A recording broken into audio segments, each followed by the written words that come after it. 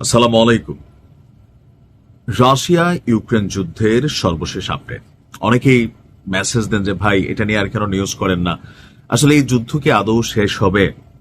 আমরা অনেকেই ধারণা করছিলাম যে 2025-এর মধ্যে এই যুদ্ধ শেষ হবে, কারণ 2025-এর জানুয়ারিতে যখন মার্কিন প্রেসিডেন্ট ডোনাল্ড ট্রাম্প ক্ষমতা গ্রহণ করে তখনই আমরা আজ করতে পারছি যে যুদ্ধটা শেষের দিকে, কারণ ডোনাল্ড ট্রাম্প এই যুদ্ধকে সাপোর্ট করছিলেন না। কিন্তু ইউরোপীয় ইউনিয়নের জার্মানি থেকে শুরু করে বেশ কয়েকটি দেশ এত শক্তভাবে, আবার ইউরোপীয় ইউনিয়নের বাইরে যুক্তরাজ্য থেকে শুরু করে আরো কিছু দেশ, তারা এতটা শক্তভাবে ইউক্রেনকে ব্যাকআপ করেছে। এমনকি দিন শেষে একদম বছরের শেষ প্রান্তে এসে আমেরিকার প্রেসিডেন্ট ডোনাল্ড ট্রাম্প তিনি নিজেও আপনার ইউক্রেন প্রেসিডেন্ট জেলির পাশে এক ধরনের দাঁড়িয়েছেন।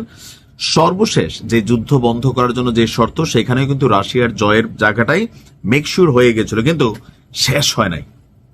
এর মাঝখানে স্পর্শকাতর এক ঘটনা ঘটছে, যেটা নিয়ে জেলির বাসভবন যে কোনো সময় পুতিন উড়াই দিতে পারে। কেন? একটি ইউক্রেনীয় ড্রোন রুশ প্রেসিডেন্ট ভ্লাদিমির পুতিনের যে বাসভবন, অর্থাৎ পুতিন কাকু রাষ্ট্রীয় যেই ভবনে ঘুমায়, সেই ভবনে লক্ষ্যবস্তু করেছিল আঘাত করার জন্য। আর এটা আসলে সেখানে আঘাত করতে পারেনি, কারণ পুতিনের বাসভবনকে স্পেশাল নিরাপত্তা দেওয়া হয় যে কোনো হামলা থেকে। তবে এই অভিযোগ নাকচ করেছে আপনার কি বলা হয় যে ইউক্রেন। নভগোরোদ অঞ্চলে এই হামলার ফলে রাশিয়ার আলোচনার অবস্থান পুনর্বিবেচনা করা হবে।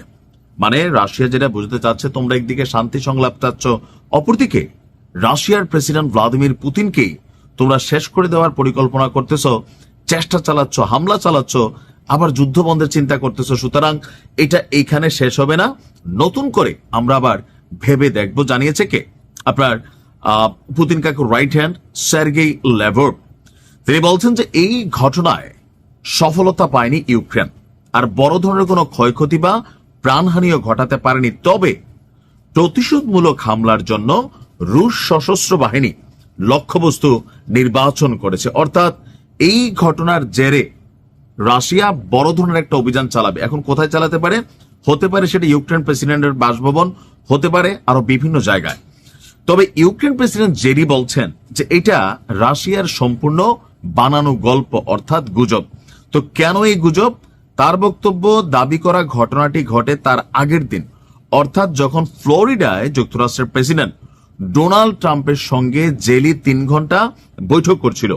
তো আলোচনায় কোনো বড় অগ্রগতি না হলেও শান্তি পরিকল্পনার সর্বশেষ সংস্করণে কিছু এখানে মতামত, তারপরে ইউক্রেনের নিরাপত্তার জন্য ইউরোপীয় ইউনিয়ন এবং মার্কিন প্রেসিডেন্ট ট্রাম্পের কাছে নিরাপত্তা গ্যারান্টি ওয়ারেন্টি চাচ্ছিল আপনার জেলি। আর নিরাপত্তার জন্য যুক্তরাষ্ট্র 15 বছরের গ্যারান্টি দিবে এবং সেই গ্যারান্টি বাড়ানোরও অপশন থাকবে বলে জানিয়েছে জেলেনস্কি। এখন জেলি যেটা বুঝতে চাচ্ছে, পুতিন আসলে আপোষ চাচ্ছে না।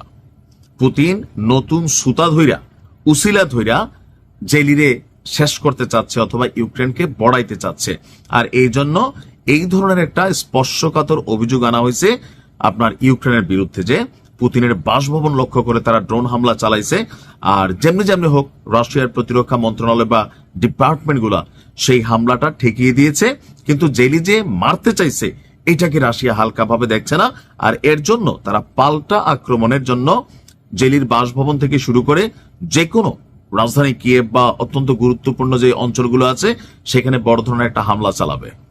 এখন আসলে হইতে পারে পুতিন কাকুর মাথা তো অনেক বয়স হয়েছে, মাথাতে অনেক জটিল বুদ্ধি, কুটিল বুদ্ধি থাকতেও পারে। আবার জেলি যে আলোচনা নিয়ে বা গ্যারান্টি ওয়ারেন্টি নিয়ে আলোচনা করতেছে, রাশিয়া হয়তো বুঝাইতেও চাইতেছে যে একদম ঢেলে দিবে। আপনার কি মনে হয়, যেটা কি রাশিয়ার সাজানো গল্প নাকি ঘটনায় সত্যতা আছে? তবে আমার মনে হয় সত্যতা আছে, কারণ ইউক্রেনে এর আগে রাশিয়ার অভ্যন্তরে বেশ কিছু ঘটনা ঘটাইছে, অনেকে মারাও গেছে। ভালো থাকুন।